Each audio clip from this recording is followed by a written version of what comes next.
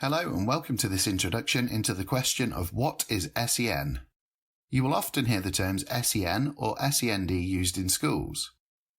SEN means special educational needs and SEND means special educational needs and disabilities. At post 16, you may also hear the term learning difficulties and disabilities, or to be shortened LDD.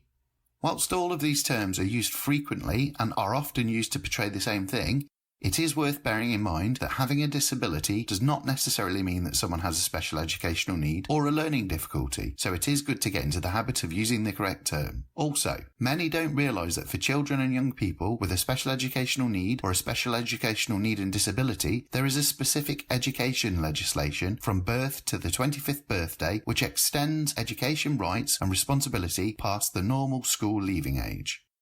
Let us examine further the definition of special educational need. According to the SEND Code of Practice 2015, a child or a young person has a special educational need if they have a learning difficulty or disability which calls for special educational provision to be made for him or her.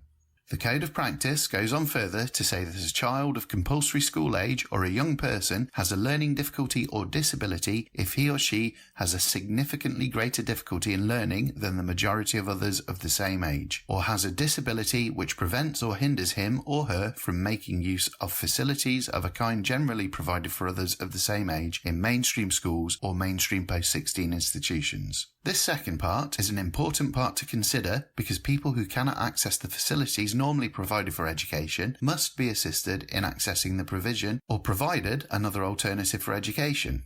The SEND Code of Practice identifies 4 broad categories of need and support. They are communication and interaction, cognition and learning, social, emotional and mental health, sensory and or physical needs. These categories are identified to help a school work out what action is needed broadly and so they can fit a pupil into a category. Remember, pupils' needs may be many, may span several categories and may change over time.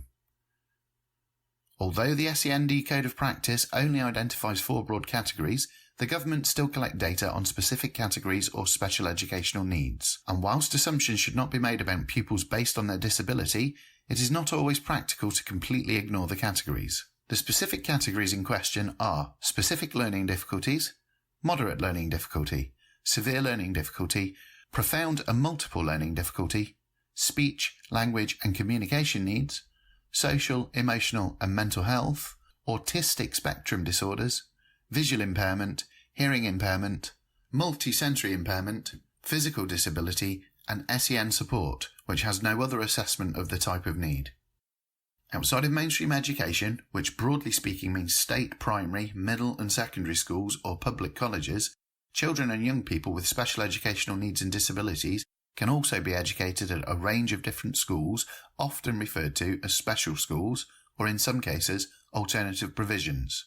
For pupils of 11 and older, schools can specialise in one of the 4 categories of special educational need and disability, which, as we have already mentioned, are communication and interaction, cognition and learning, social, emotional and mental health, sensory and physical needs. Schools can further specialise within these categories to reflect the needs of the students that they cater for. Examples of specific schools or provisions include SEMH, which stands for Social, Emotional and Mental Health. SEMH schools are often classed as pupil referral units, or may even be hospital-based. In addition, there are autistic spectrum disorder schools, severe learning disability schools, profound and multiple learning difficulty schools, and physical disability schools for those who are unable to access or benefit in mainstream education. It is worth pointing out that since the spring of 2015, behaviour, emotional and social difficulties are no longer classed as a specific category of SEN. However, for many children with other SEND, behaviour, emotional and social difficulties are an associated factor. BESD is often catered for in other types of special school and within the mainstream environment, but there are also a significant number that are taught specifically in pupil referral units or other alternative provisions. Please acquaint yourself with the Special Educational Needs and Disability Code of Practice 2015. It is an extremely important publication. Thank you.